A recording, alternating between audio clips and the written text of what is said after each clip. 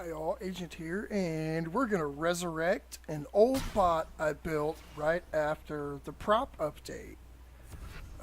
Made just some minor changes to it. I added 4, 8, and I added 10 thrusters. That's actually a lot of thrusters, but added 10 thrusters to it, and I added just a little bit more armor. It does not have a whole lot of armor. It is meant to use its agility and ability to escape with a blink module in the center as its strength. So we go to near point. Usually I go from mid to start, but I'm the only one on near, so that was a good choice. Looks like a couple allies went ahead and rushed far. Didn't stop them from doing anything over there. And we've got one guy on mid, so I'm going to try to back him up from over here. Probably should have went over there and helped them capture it, but it looks like they got it. So the cavalry is going to arrive, and we are going to help fight for midpoint. We're going to get a little too close to this guy to start. Didn't realize he had shotguns on there, so we got blasted pretty good, and we're going to try to get to safety. Bot breaks apart just like it used to and should, with the prop, a blink, and some hover blades on the back, so it can still fly around and escape, but the janky little bomber did manage to get us. So we're going to watch our teammates die and wait to respawn. Hopefully they don't cap near.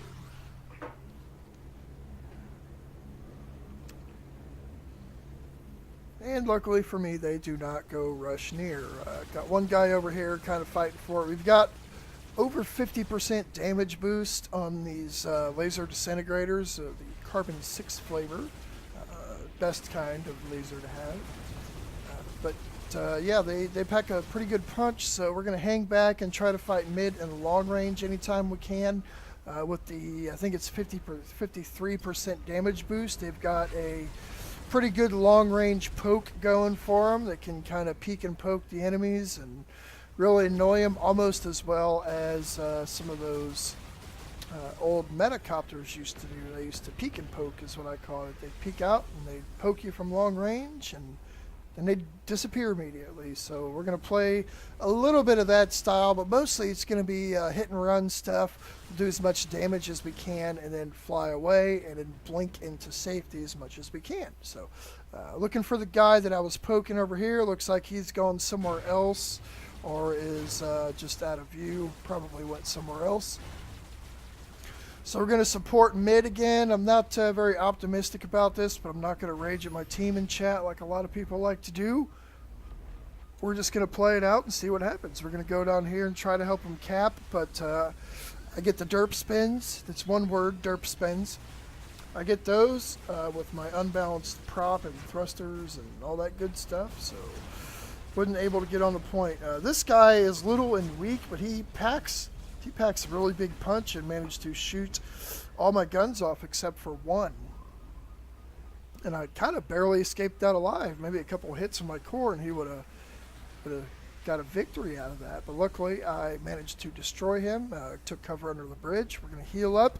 And now we are going to start protecting mid. You don't really want to wait until the enemies are on the point to start defending it. You want to intercept them before they get to the point, because once they're on the point, a lot of them will die on the point just to be on the point and get more capture time in, or at least fight it out to the death. So we are going to have to abandon the point for now, though, because we are way too heavily damaged to fight that microbot with the laser Leviathan.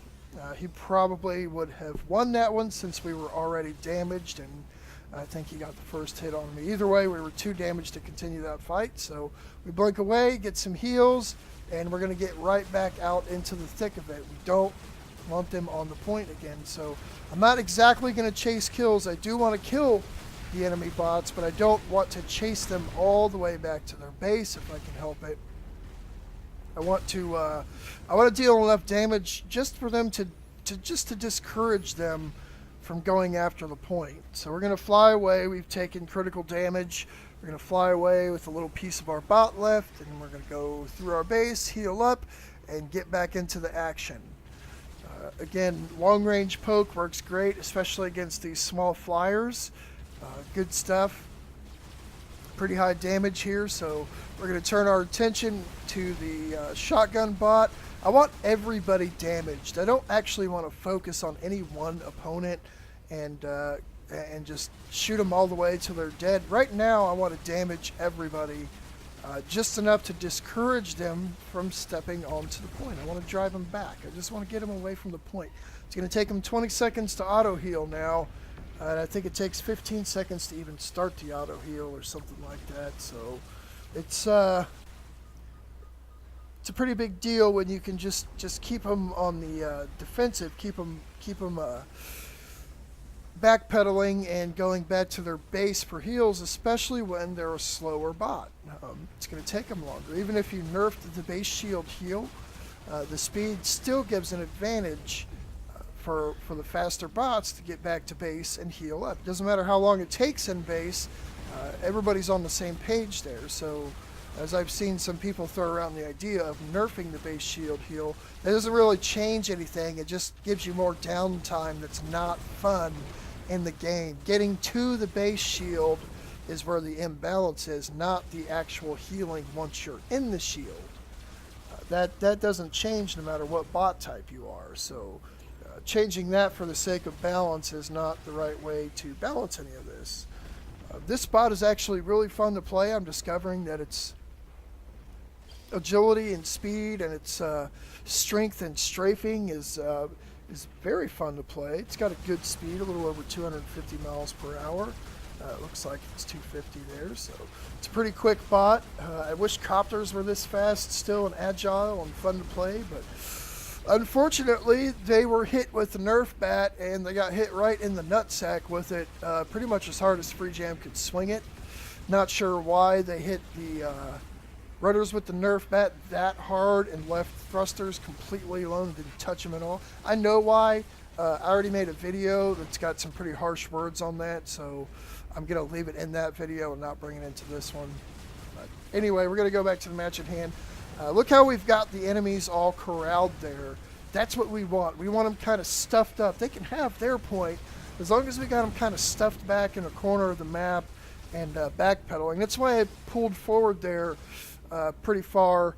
I just wanted to poke the mech there with the mortar on top. I just wanted to poke him a few times to stop his auto heal and make sure he had to go into his base shield to heal up, or just wait for the auto heal to kick in even longer. So now that we've got their shield down, again, I'm going to mid-long range poke their crystals off. I don't want to get in their base and die.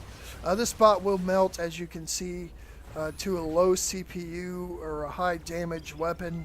It doesn't have staying power. It's not a brawler. It's a peek and poke bot. It's exactly what it is. It's a peek and poke bot, and it uses its agility, not its tankiness, to its advantage. So I will retreat often when I think that I am going to get beaten in a straight up fight. So I'm going to kind of strafe, keep my distance from the mortar. The more distance I have for it with this particular bot, the better off I am, because I can react to the arc in the area that he shot that projectile and dodge it fairly well. And other bots like cruisers, I will often bum rush the guy with the mortar because they don't have the agility and the speed in various directions, in all directions, that this particular bot has. So I want to do things differently based on the bot I have, not just have a go-to default reaction. So in this case, I want to keep my distance from the mortar, and if I was playing a slower bot, I would actually want to get close, unless it was a tilted mortar, and make it very hard, or if not impossible, to hit me. And this guy with the mortar is prepared for that. That's why he's got a couple mini shotguns on the arms of his bot, or used as arms. And he uses that, so I get close and I back off, and I get close and I back off. I strafe around a lot and kind of make it difficult for that particular player to adapt to what I'm doing. And then obviously I've got that blink, and when I've taken enough damage and I can't deal much damage anymore, I'm just going to blink out of there, and they're not fast enough or agile enough and don't have a blink of their own to keep up, so I'm able to get out of there, auto heal, come back, and re-engage. I am able, with the speed and agility of this bot, to dictate the engagement, and that's where the advantage comes from. And I do have some help here. Obviously, I'm not doing this all by myself. The team's kicking some butt.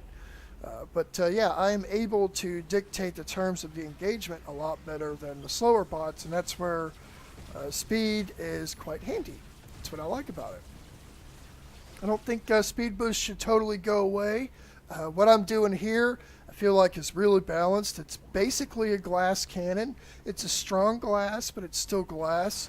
Packs a punch. It's got agility, so that that triangle of balance between durability, mobility, and damage output is the little dot that you would have in that triangle of balance is in a good place. It's not. It doesn't have all three. It's got damage output and agility, but it's pretty glassy, so it's going to get its butt kicked. And I'm telling the guys in this game, I don't know if Malcode in particular was interested, but this is an old bot that I built when the prop update came out with a few minor updates, and it's actually doing surprisingly well. I don't know if it will do this well in another match, but I'm going to try it again. So hope you enjoyed the video. A little strategy there, and I kind of wanted to show that an old bot can be taught new tricks with an update, and we did pretty good on score. We actually got topped by an enemy, but hope you enjoyed it. See you next time.